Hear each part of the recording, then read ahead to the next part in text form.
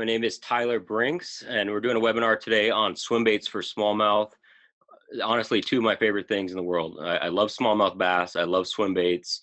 You know, it's a great way to catch big smallmouth, and that's what we're going to talk about today. A little bit about myself. I fish tournaments. I'm also an outdoor writer. I work for a lot of different brands. I do a lot of stuff in the fish industry, and really, it's all so I can fish. I mean, that's my passion, just like all of you. You know, I love fishing. I love catching fish. So I've kind of changed my life around so I can do that full time, and I love it. And I'm happy to share things that I've learned along the way about swim baits for smallmouth. Like I said, two of my very favorite things. But I'll go ahead and we're going to start off with a quick poll. But the other thing is, if you have any questions, just send them off at any time. There's a Q&A tab below. Just anytime you have questions, we'll get to them. And if not, we'll answer them all at the end. So any questions you have, feel free to ask. We're going to start with a poll real quick. And everybody, this will be recorded as well. This is going to be on YouTube. I'll put it on my YouTube as well. So for the recorded version, you can't see this poll, but the question is, what is your favorite swim bait for smallmouth? And I just use a couple, most of the most popular styles, like the Kitech style, hollow belly, glide baits, jointed baits, other or never tried them. So we'll give that a little bit more, and it's about what I thought it would be. It's kind of mixed all over the place for the results, and I'll share those as well once we finish up. Okay. See more people jumping on, so yeah, we'll just give this a second for everyone to answer this question. Okay, just about everybody's voted on the poll. And like I said, the recorded version won't show all this, but I'll go ahead and kind of give you the results. About 50% or so have voted for the Kitech style, hollow belly, other or never tried them. All have a few votes as well. So there's really nothing about the glide bait or the jointed bait, but that is okay. That just kind of gives me an idea of what we should focus more time on, and that's a great style of swim bait. So we'll go ahead and end the poll now. All right, so the title of the webinar is Swim Baits for Smallmouth, and specifically big smallmouth. I mean, that's something that I love to do, love catching big smallmouth. This is about a 6.17 is what it was, so that was on a swim bait. And ever since I started throwing swim baits, I've been catching more and bigger smallmouth. I live in an area of the country in Washington State where we catch a lot of smallmouth, and I really use a lot of finesse techniques, and I catch a lot of 4 and 5 pounders, and those are big, but to get the 5 and 6 pounders or more, swim baits over the past few years is how I've caught those.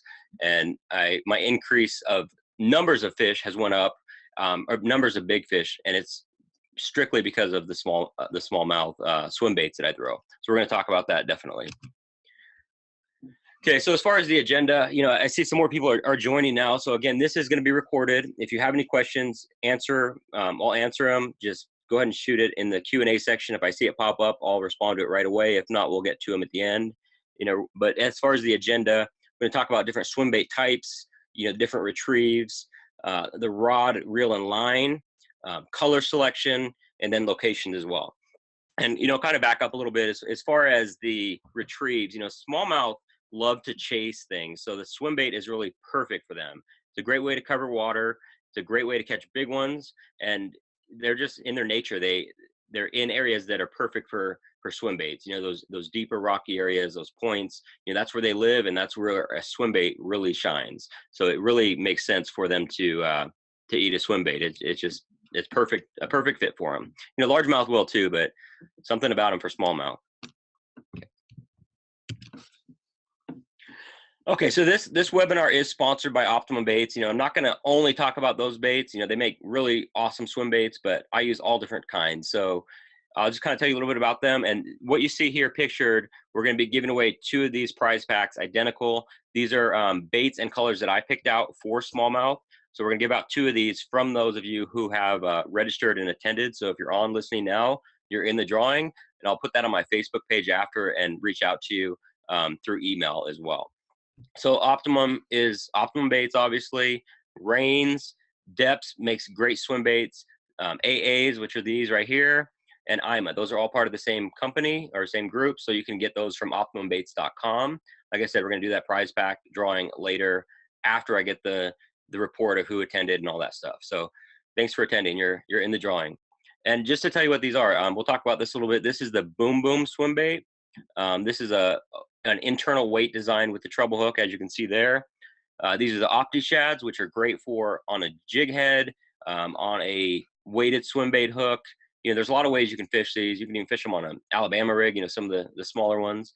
And then these are the Bad Bubba Shad, which I really like. And I'll kind of tell you about those as we get into the Jighead swim bait section of this. But they're awesome swim baits. And again, these are colors that I picked out specifically for smallmouth. Okay, so we're going to talk about swim baits. You know, first, we're going to talk about the finesse swim baits. You know, we're going to talk about the hard swim baits, you know, the soft plastic versions, you know, the ones with the weight that are already inside, you know, that come molded around the weight with that harness, you know, the ones that you can just throw on a jig head, and then also swing heads as well. You know, a lot of people call it the biffle head, biffle bug, but I actually use those for swim baits, and we'll talk about that as well. It just makes a lot of sense, and it catches a lot of fish, rigging a swim bait on one of those swing head football heads. If you're not familiar with that, we'll definitely talk about that. Okay, so finesse swim baits. You know, this is kind of how I categorize it, and it's the smaller swim baits that are, I would say, 3 inches or smaller. You know, things with jig heads that are, you know, 3/8 ounce or less.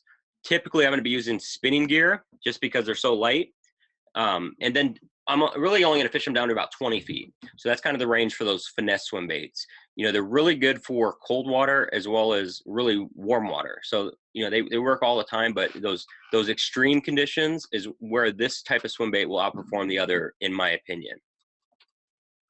Now, the other thing we're going to talk about is the spy bait principle. And if you guys aren't familiar with that, the spy bait technique is a great way to catch smallmouth. It's basically a small bait that the idea kind of originated from the duo spin bait. And it just has little propellers on it, just very little action as you're reeling it in. And there's a way you can do this with swim baits, and I'll show you those. But it's a great way for fish to catch fish that are, you know, not very aggressive, you know, that are used to seeing flashy baits or vibrating baits. I mean, it's a great technique. And I'll show you the rig that I use for a swim bait that's kind of like that spy bait principle.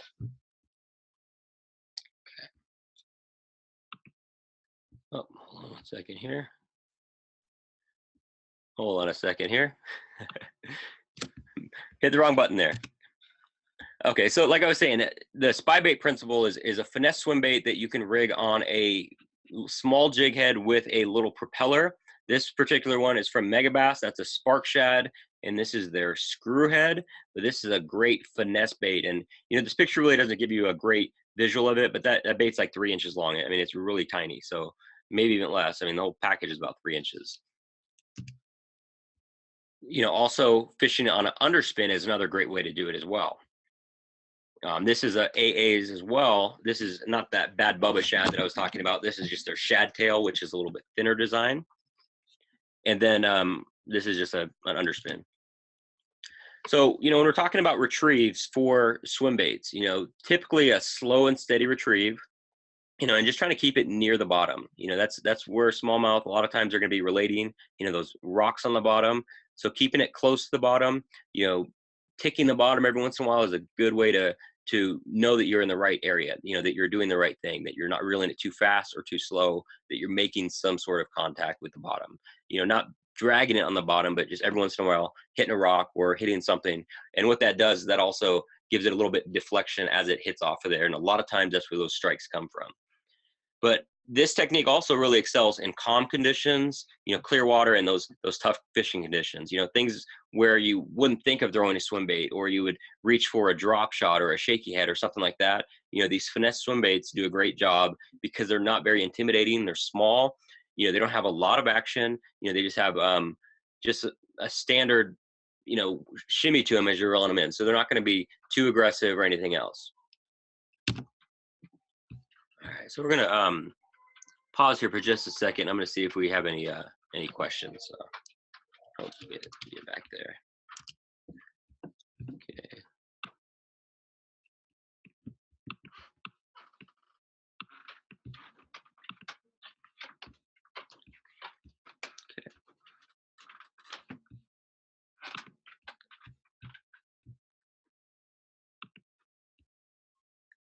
Okay.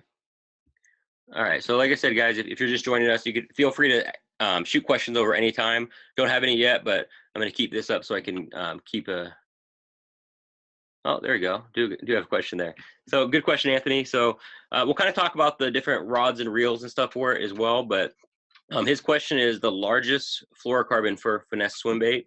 I would say the largest would be 10 pound, more often like a 6 and 8 pound. And I really like to have the braid to fluorocarbon when I'm using spinning, just because you can cast these light baits a lot farther. You're going to be able to feel that bait work a lot better with that braid to fluorocarbon. So I'm talking like a 15 or 20 pound braid with a 6 or 8 pound leader, basically the same exact setup that I use for drop shot fishing.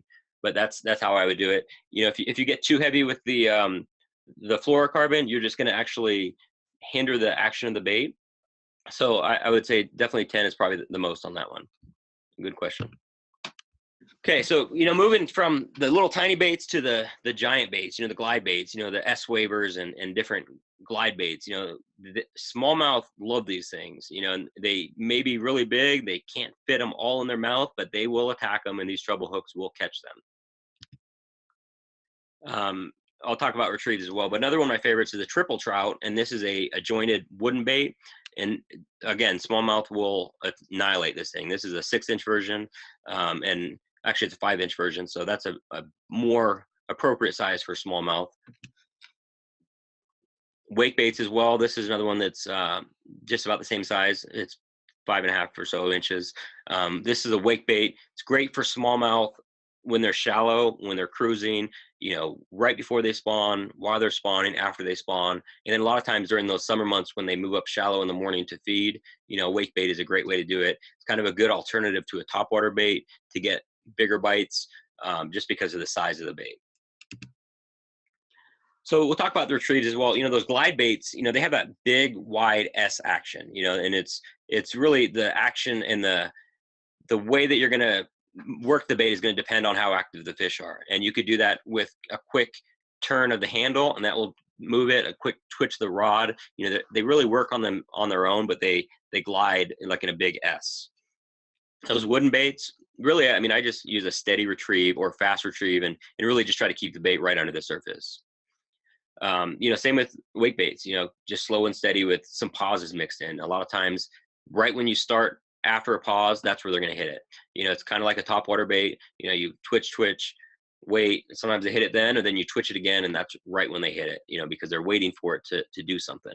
So those are the kind of retrieves that I use for those wake baits. All right, so now we're moving into the Jighead swim baits. And, the reason I put this picture in here of my box is just to show you how many different styles of jig heads and for that matter, how many different baits that I use. I have tons more, but these are just some of them that I use a lot. So, really my point of this whole thing is showing you this is there's a lot of different baits that you can use, and they're really all, better for a certain situation. They may have a tighter wiggle, they may have a bulkier body, they may have a wider tail kick. I mean, there's a lot of different actions to them. And the same thing, believe it or not, is actually you can do with the jig heads as well. I mean, the jig heads, we'll talk about some of the different ones, but like this one over here has a flat design, so it's going to have a lot different action than one that's more like a head of a fish.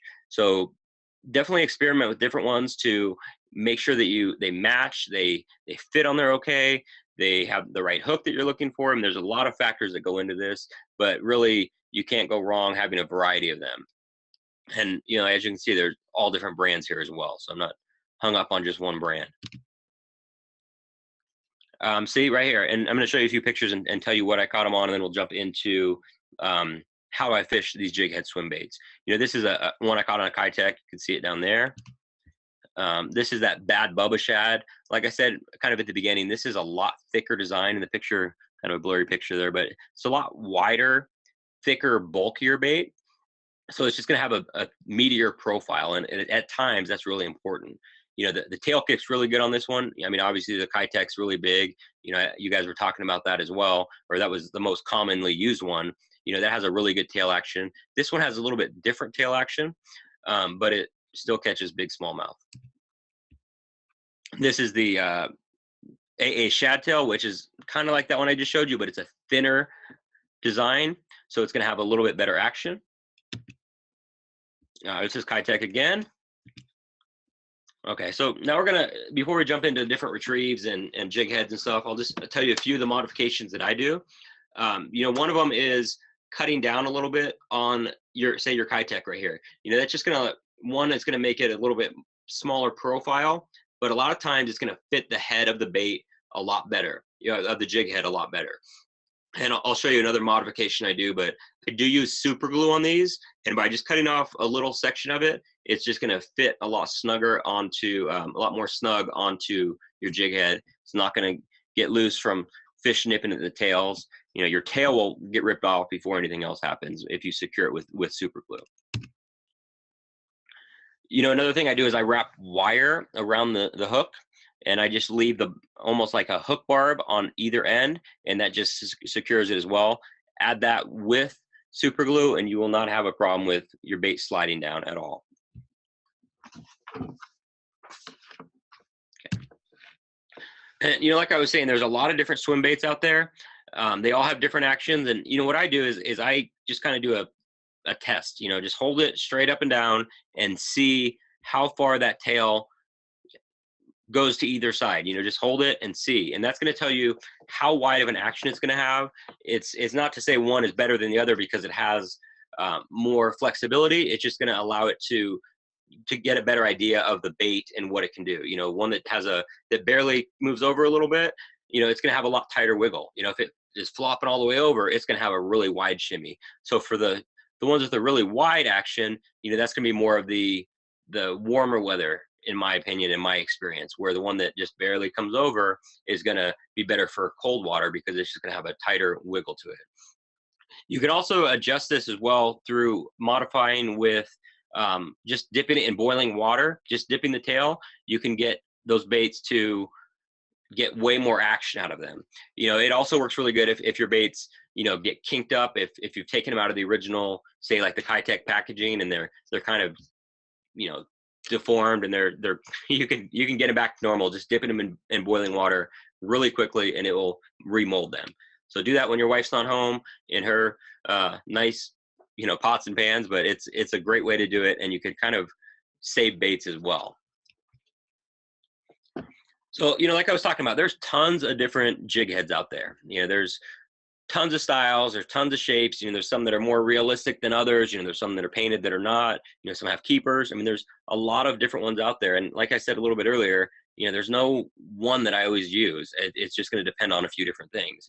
For instance, this is a Strike King Squadron head. It's a more rounder design.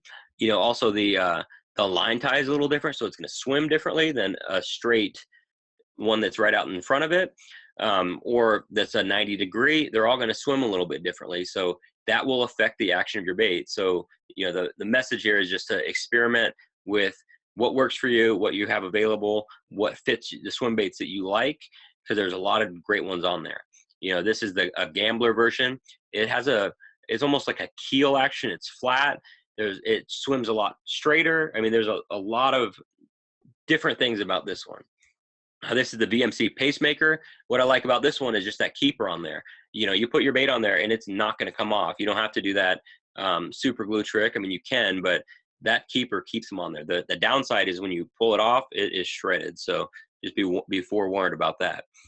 This is the VMC version, kind of the same thing. It has those keepers, so it keeps it on there nice and snug, but it will damage your bait if you pull it off too quickly.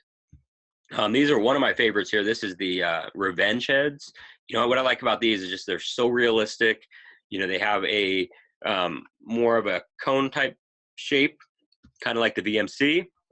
And then you have your big hammer over here as well. And what I like about those is they come in really big sizes, and they have really big hooks as well. So, I kind of just talked about that. Here's kind of some pros and cons of those, ones that I use quite often.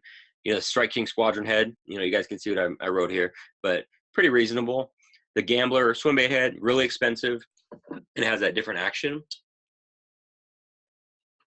VMC Pacemaker, it's a small profile too. That's one thing I didn't mention, because it has that, a lot of the weight of that is actually on the shank. So you're gonna have a lot smaller profile, and you're still gonna be able to get down deep if you have one of those, half-ounce style or half-ounce weights. Those VMC ones, good colors, like that wire bait keeper. Revenge head, really like those, very detailed, but they are expensive. So if you're fishing around a lot of rocks, you're gonna really hate it. I think they're $5 or $6 for two, so they're about $2 or $3 each. The big hammer, they have those big sizes and solid hooks. And one other one that I use quite a bit is the AA's version of it, and I like these because they have really good colors. They have giant hooks too. They have some versions that are really big hooks. So if you use some of the big Kytex, which I do sometimes, like the 5.8, this will fit it perfectly. It also this is a perfect color match for some of the like the perch style Kytex. There's that underspin I showed you earlier. Okay.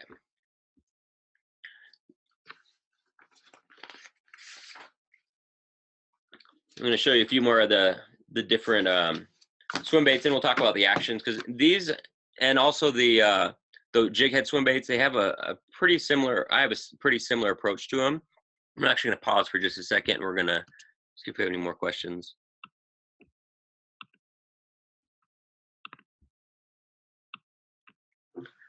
Okay, good question. Adam says, he noticed a snap on my triple trout, and do I always use one, or do you use a direct line tie, or do you have any preference?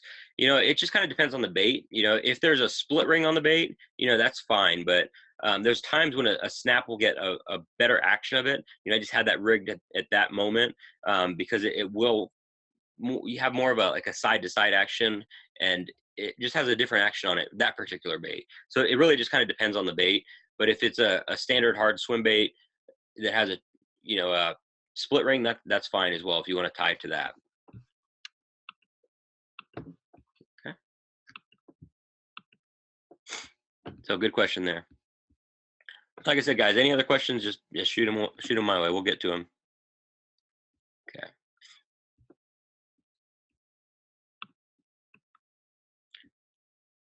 Okay, good question. And this is in relation to the S waiver that we talked about earlier, and it's tuning the S waiver, and it only waves left. So unfortunately, I've never had that issue, but Damon, I'll see if I can think of anything that can help you with that. I just haven't had that issue with mine. I mean, the ones I've had, they run great right out of the box. And it could be just the action or the action you're giving it as well. I mean, that could be one way to do it. I have to actually think about that a little bit and talk to some people. A good question. Okay.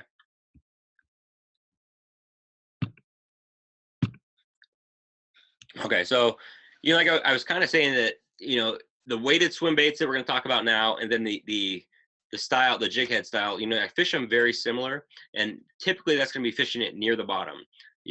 This is one that you could fish more different depths. It swims really well. You can fish it near the surface. You can even skip it under docks. But typically for smallmouth, I'm going to be fishing it near the bottom, like I said earlier, trying to tick rocks, trying to make contact with the bait on the bottom.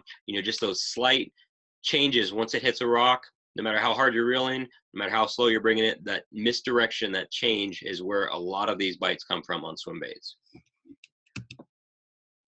Same thing with the bigger swim baits like the Huddlestons. And honestly, this is the only fish I've ever caught, only smallmouth I've ever caught on a Huddleston. It takes a big smallmouth to eat a Huddleston, but I definitely am going to keep trying. This is I think it was a 5-something pounder on a Huddleston 68. But I'm going to fish it the same way, bouncing it, just ticking on the bottom, not reeling it very fast, just crawling along the bottom like a trout that is just swimming along, doing his own thing.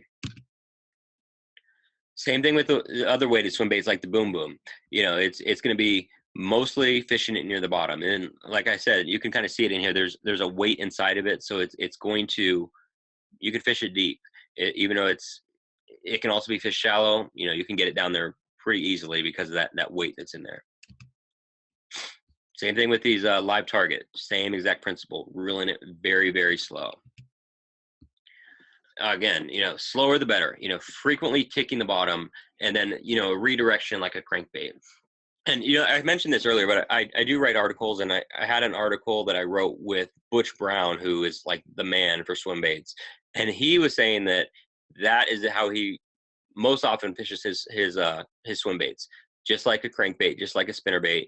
really slow, just like a trout swimming along the bottom, not trying to jerk it so it darts side to side or anything like that.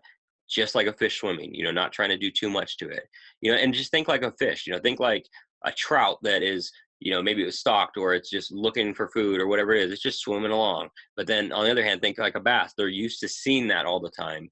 They're used to seeing trout, just swimming along, just looking for their next meal. So that's a perfect way to kind of think about your swim baits and, how the action that you're putting on them as well. All right, so we're kind of moving along here. So I mentioned this as well, but I like to throw a swim bait like this Rain's Rock Vibe Shad or any other similar style bait on these swing heads. And it's just like the biffle bug technique. It's where you just drag it. This, if you're not familiar with this head swing side to side gives it a really wide wobble, but you fish it almost like a jig, but you still have that swim bait property of the tail kicking. These particular baits, they have a tight wiggle, and just because this is the only section that really moves, but having that on that swing head, it gives it a really good action. And this is again the Rain's Fat Rock Vibe Shad. This is a 4-inch version. They also have smaller ones. This is a 3.25, I believe it is. Yeah, 3.25. But yeah, just on these swing heads, fish it just like you would a football jig. You're going to be dragging it along the bottom a lot more, making a lot more contact than just once in a while contacting the bottom, like I was mentioning with the other swim baits. So really slow again. I mean, that's kind of the theme of the day is slow. Even though smallmouth like to chase, I found that a slow retrieve is typically the best for all swim baits when it comes to smallmouth. Dragging on the bottom, lifting it and pulling it a lot, and getting a lot more action, lifting and pulling, using your rod a lot more than just your reel, for this particular style of baits and with this swing head. All right, so moving along to colors. Let me check real quick. I don't know why the questions aren't. So.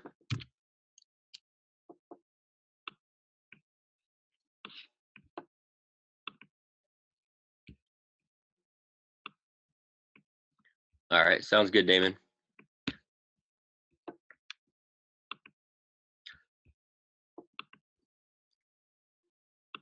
Okay, so when it comes to colors, there's a lot of different schools of thought. I mean, you could match the hatch or just go crazy. Smallmouth do like bright colors. Colors like pink, white, and chartreuse are always good colors for smallmouth, just because I don't know why they just like those colors. But water clarity is a factor. Typically with a swim bait, you're going to be fishing clearer water because it's such a visual technique. It's not like a rattle trap. It's not like a spinner bait or a chatter bait or something like that where, they can really feel it and feel the vibration of it. So you want some clear water. So, when it comes to colors, sometimes it is best to go natural, really realistic, but again, those bright colors do work. So that size and action is really important as well. Or the size and action, I think, is more important than the actual color of the bait. Getting a bait that runs true, that you have the right jig head, that swims right. Everything else is just as important as colors. And I think that's true with any bait. We all as anglers get hung up on having 50 colors of crankbaits, but think about it. How many have you actually caught fish on? Probably 5 or 6 or 10% of whatever you own. So that's kind of how I look at things. I've tried to simplify the colors that I use, and I think that helps when you're fishing because you're not getting too distracted on having the secret color or something like that. So really just pay more attention to the size and the action, what the fish are feeding on, and then just using it and sticking with it and paying more attention to how you're retrieving it and everything else that goes along with that. All right, so we'll talk about rods. I know we had that one question about line earlier, and we'll definitely talk about that. But when it comes to the big swim baits, like the Huddlestons or any of those weighted ones that are going to weigh an ounce or more, this is the exact rod that I use. It's an 8-foot heavy.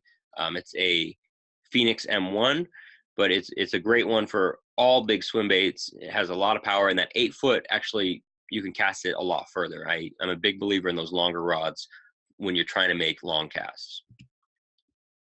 For a standard jig head swim bait, anything that's a heavy action, again, I like those longer rods, like this 7'6" heavy. I have a few that are like 7'4" heavy, 7'7" heavy. I mean, anything along those lines that's a heavy action that's rated for something like this one is, like a 1/2 ounce to 2 ounce, is going to be more than enough for those jighead swim baits. So if you think about it, probably the most common size that I use is probably about a 1/2 ounce, and then you add that big bulky plastic itself. I mean, the swim bait probably weighs, I don't know, I've never weighed it, but it definitely weighs a good amount. So, it's a big size bait that you're not going to be throwing on a medium rod or something like that. So with a swim bait reel, I mean, a lot of these swim baits that we're talking about, like the Jighead swim baits, you don't need a giant reel, just a standard bait cast reel, something with a standard gear retrieve, 6.4 to 1, 6.2 to 1, something like that, something that's not too fast where you're going to be constantly reeling it too quickly, or something that's too slow, like a 5.1, where you're going to be working a lot harder just to get the bait to do anything. So just an average reel that you probably have several of already. For those big swim baits like the Huddlestons or any of those weighted ones, I like the 300 size bait caster. I like the Daiwa Lexa is one of them that I use. It's a pretty inexpensive reel compared to some of the other ones. It's great. It has a great line capacity, so you can use that heavier line if you are doing that and still have tons of capacity and still be able to cast out there. For the finesse swim baits, on spinning, I like a 7-foot medium. 7.2 medium. The one I'm using is a Phoenix Recon. It's a great rod, and it also doubles as a really good rod for tube baits, light football heads, things like that. So I do use it for more than just swim baits, but it really works well for swim baits. So selecting line, I know we had that question earlier, but we'll go back to it. I mean, generally it's going to be fluorocarbon, just because most of the time with this technique, you're going to be on the bottom. So fluorocarbon sinks, as you guys know, so that's going to help keep it on the bottom when you want it to be on the bottom. If you want it to be a little bit higher up, if you're using a wake bait or a wooden bait, I'm going to go with a mono or a braid just because they float. So my exact setup that I use most for finesse swim baits, I mentioned this earlier, but 15-pound smackdown braid with 8-pound Invisex or Tatsu leader. For those jighead swim baits, really like a 15-pound fluorocarbon is good. Those wooden or wake baits, a 50-pound braid or 20-pound mono is more than enough. And because it's a heavier line, it's actually going to float even more than a lighter mono or a lighter braid. Big swim baits, 20-pound Abrazex. That's what I go with. It's a great way, and I think 20-pound is more than enough. I don't think you need to use 25. If you go up that high, you do sacrifice casting ability just because it's thicker. So I think 20 is a good number for those big swim baits. All right, so we're gonna jump into the locations, and I'm gonna pause here for a second, see if we've got any more questions. So if you have any questions about what we've talked about so far, man, just let me know. Got some good ones so far. Cool.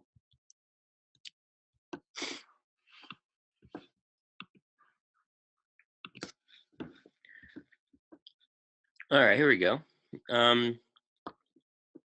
Okay, good question about, I know I had that Megabass on there, that Mag Draft, and Adam recently purchased them, and any luck with them? Yeah, I have had luck with them. I have that pink one, which I've had more luck with than any other one. It's weird, but it looks really like a trout underwater. I mean, it looks like a hatchery trout in the water. It's really weird how it does look like a trout, even though out of the water it looks nothing like a trout.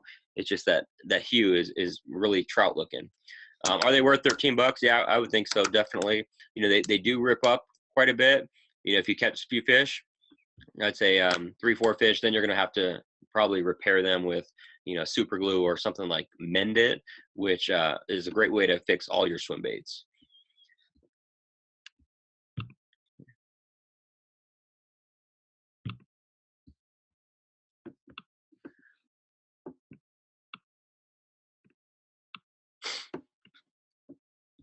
All right, so we had a question about how I tied the lure. So I'm gonna see if I can figure out what that is. Is it Mario? What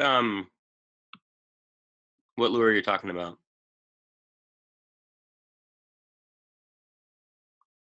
Yeah, I don't know what lure but if you're talking about the knots, I mean, I use Palomar and everything, even though it's even if it's giant bait, I still tie Palomar. I just use a really big loop.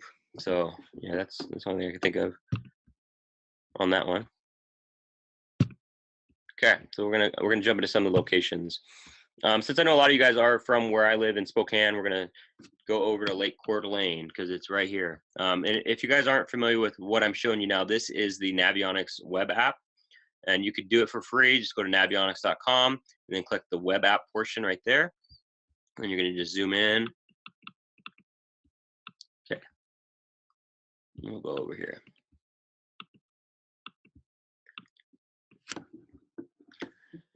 So going to whatever lake you fish is a great tool to find fishing spots. You don't have to pay for anything. Just make sure that you hit this button down here below, because otherwise it's just the standard data, which is still pretty good on Coeur d'Alene, but hitting that sonar chart button, you're going to get a lot better detail. You're going to get those 1 foot contour intervals. So, automatically I just zoomed over here, and this spot just really stood out for me. I know this spot is really good. It's a big point. This is prime spot for swim baits just because it is a main lake point. The smallmouth, it's really rocky. The smallmouth are on this area. So zooming back out a little bit, this is going to be a great location, really, honestly, year round. Any of these points that are main lake are going to be great.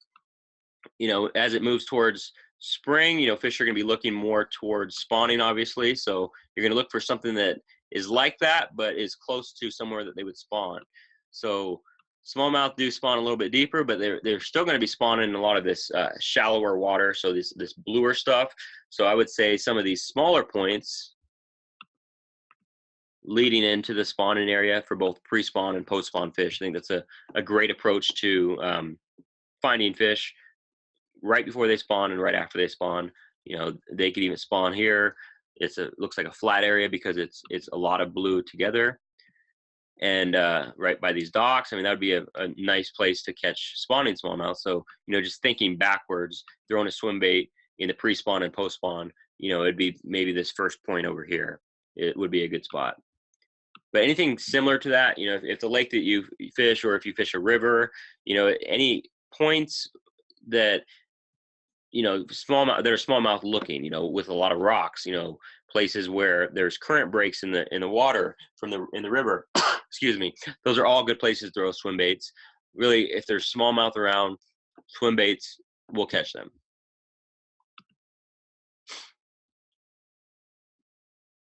All right, good question. We'll go ahead and pause here for a second. We've got a few questions. So do I ever touch up baits like chartreuse dyes on the tails? I really don't for swim baits. I do for drop shot baits more often, or even flipping and pitching baits. Typically chartreuse is the color that I use for like a green pumpkin bait or a watermelon bait. If I'm looking to imitate bluegill or perch or something like that, I will touch them up with different dyes. But really with swim baits, I really don't do it.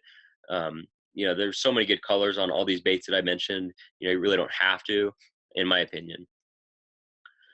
Okay, other question is on Huddleston retrieves. Do you rip on the bottom, fall rates, and if you guys aren't familiar with the Huddleston, they come in different fall rates, and that just like it sounds, they're going to fall slower or faster based on the rate of fall that they're built at. So they're just basically heavier. But that's just going to depend on how deep you're fishing. But but you just want to have it near the bottom either way. So one's just going to get there a lot faster. As far as retrieves, I've had my best luck for largemouth and smallmouth. Like I said, I've only caught one smallmouth on actual Huddleston, but fishing it very slow, just ticking the bottom. Not dragging on the bottom, but just every once in a while hitting the bottom, almost like I can't think, maybe a spinner bait or something like that. If you're dragging it along the bottom, where you're just hitting cover, things like that. Just slowly bouncing off the bottom and getting that redirection action. Good question. Okay, I'm gonna zoom out of here.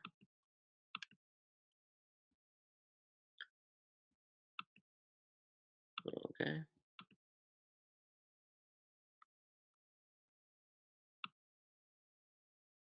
Oh, okay, that makes sense, Mario. So Mario had said, check the way I tied lure, and I was talking about Palomar knots and all this stuff that had nothing to do with what he was talking about. But he was saying, this is for Damon with the S waiver question. He said that it may be how you had just had it tied. So, that could affect the action according to Mario. So thank you, Mario. And yeah, just to clarify what I was talking about with the rate of fall, for instance, like a 10 is going to fall 5 feet in 5 seconds. So it's just going to fall that much faster or slower. So thanks for clarifying that. But yeah, there's different rates for those Huddleston. So thank you, Mario. Help me out, do my job. Okay. All right. Like I said, if you guys have other questions, just send them my way, but we'll get back into the presentation here. Skip back a little bit. That was weird. And we're basically about done with the actual webinar portion of it. So this is a great time if you have more questions. There's been some good ones so far, and there's a few more that I have to get to. But I do have another webinar coming up, Advanced Jerkbait Fishing. That's going to be March 15th. Same time, same way to register, everything else. I'll send you guys all an email at the end with a link to that registration as well. But just like this one is on Swimbaits, it's going to be on Jerkbaits, which it's getting that time here. And if you have any follow-up questions, I will send you guys an email with my Navionics email, but I can be reached at Facebook, Twitter, Instagram, all these different ways to reach me. If you have any follow-up questions, I'd be happy to answer them. And like I mentioned at the beginning, this will be recorded. It will be on YouTube, maybe even tonight or definitely by tomorrow. So you came in late or wanted to see what I was talking about in a certain section, it'll be there. Okay. I'm going to jump into the Q&A. So see what you guys got for me. Okay, so Damon, just clarifying, yeah, 5 inches per second, 12 inches, yep.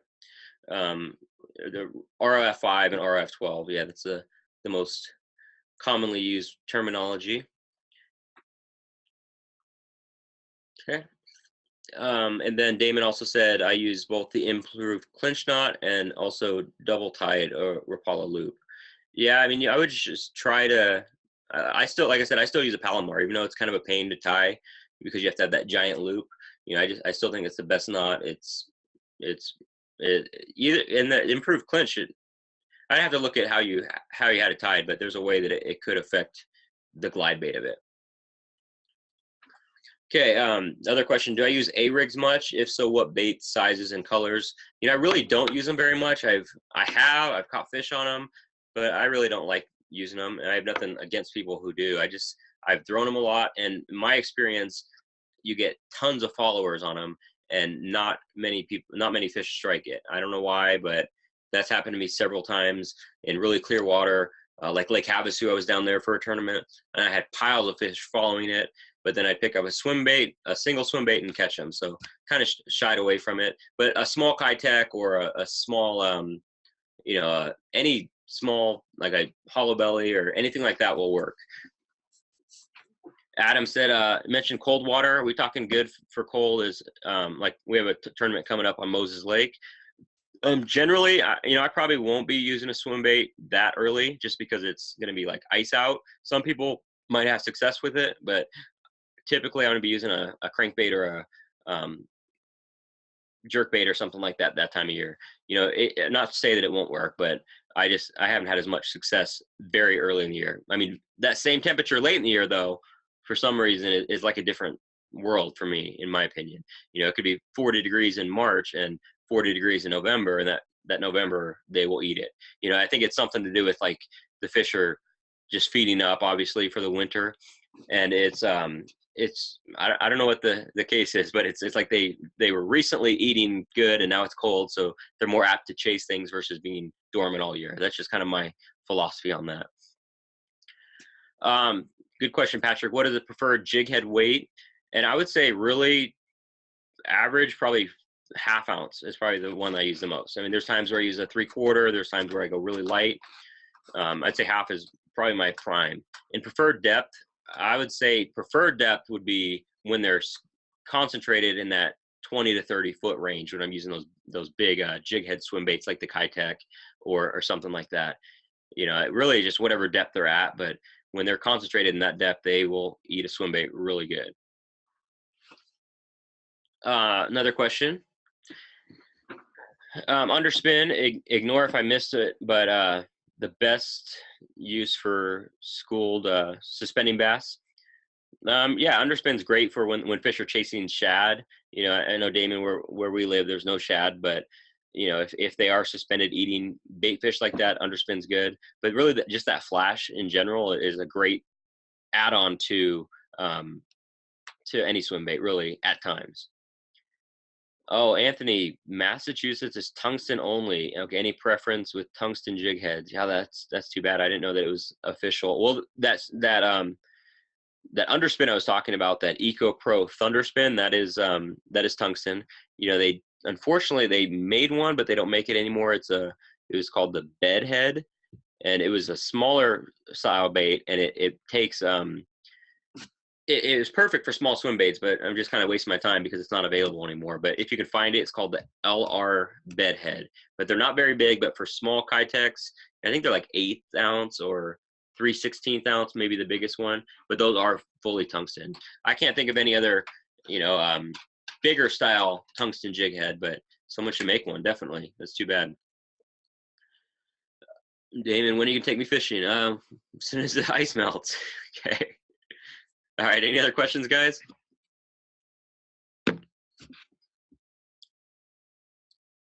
All right, and like I said, we have that drawing. If you guys missed the beginning, this was sponsored by Optimum Baits. Like I said, I didn't just talk about them the whole time. I promise you I wouldn't. But they're actually going to be giving out a prize pack, 2 separate ones. I'm going to get the report of who actually registered. I'm going to do a drawing. I'll put it on my Facebook, and if you're not on my Facebook, then we'll get you an email. But I'll do that as soon as I get the report. There's 2 prizes, so pretty good odds. Oh, another question here. Okay, so this has to do with a double jointed swim bait. Seems to have a problem with the treble getting caught in the joints. It may be just a specific bait, or it could be, it's hard to say. What bait is it? Just go ahead and shoot that over, Adam. I haven't seen that, but it could be also your retrieve and how you're working the bait, you know, where it's too wide. Okay, it's a Strike Pro. You know, I'm not familiar with that particular bait or what it looks like, but yeah, let me know later. It may just be a cheap bait. I mean, I don't know the answer to that without seeing, or it could be the retrieve, or it could be the hooks that are on it could be too big. There's a lot of things that could factor into that. All right, any other questions, guys?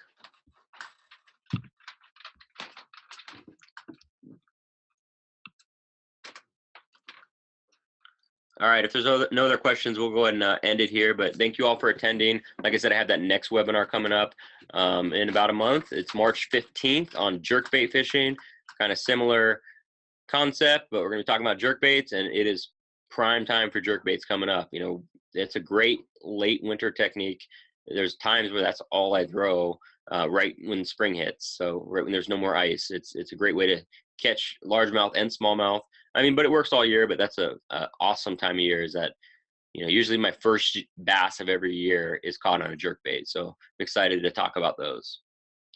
And we'll get some more prizes too. I think we're going to do some Seagar in Vizex, 10 pound. I have a couple spools of that we can give out. Maybe we'll get some jerk baits for prize packs. So again, thank you all for attending, and we're going to go ahead and end it here, but we'll see you at the next one.